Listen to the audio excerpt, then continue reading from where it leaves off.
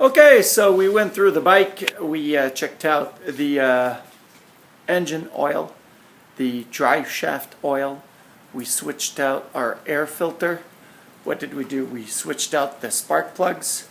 We checked out the cables on the clutch. We checked out basically all the signal lights, the lights. What's left? Pretty much the air pressure inside the tires.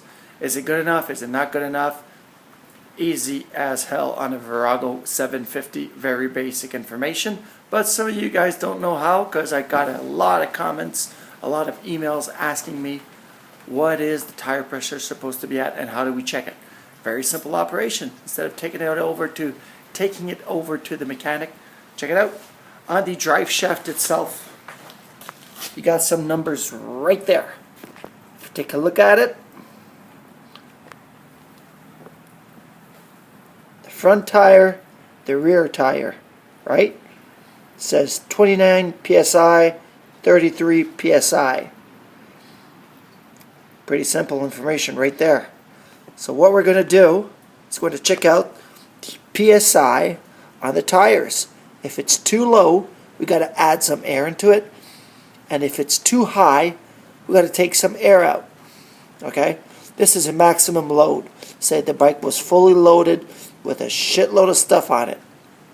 But if you're between 29 and 36, meaning 29 for the front wheel and 33 to 36 on the rear one, you're pretty much fine. How do you check that? Very simple. You've seen these, right? They're in the hardware stores, Canadian Tire, whatever. This actually measures the number of PSI on your tires. If I take a look at it real close, do I get to zoom on it? Yeah, there it is. Got one side which is in kilopascal, but the other side is in PSI, right? You got 10, 20, 30. So we're looking for, I said, 29 and 33. I'll do the front tire, but you have to repeat the same procedure for the rear tire. It's only the numbers that's gonna vary from one tire to the other. The procedure is identical. So you push the stick in. I'll go to the front tire. Take the cap off.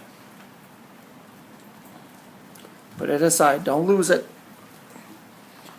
Take my gauge and push it on it real quick. Don't jam this side here. You gotta leave room for the stick to come out. So you push it all the way in, put it on the tire, and bingo. Right now I have 24-ish.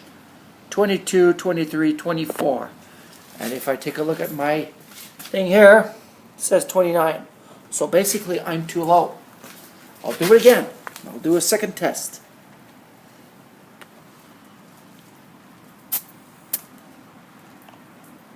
Right now I'm at, can't see with the light. Where am I at? Oh, there we go. 22. So it's too low.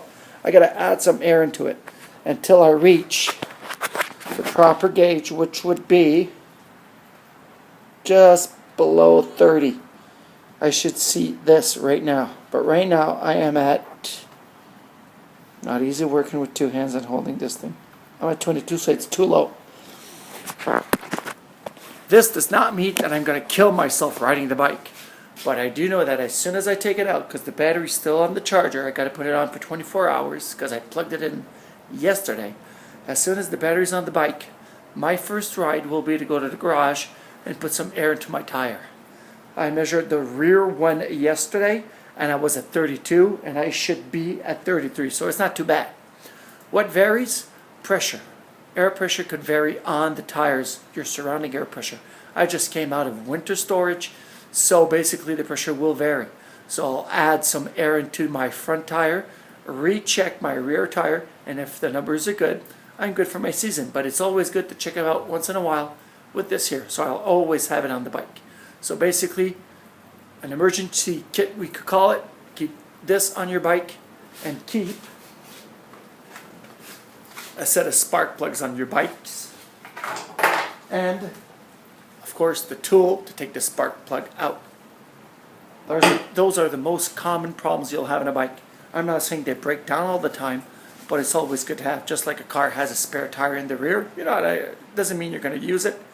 Well, a gauge for your pressure, and of course spark plugs, and of course the the spark plug gap tool.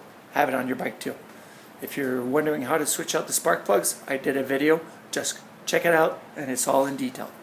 So ride safe and have fun. If you have any special requests on something you want me to do on the bike, just let me know. I think I covered everything.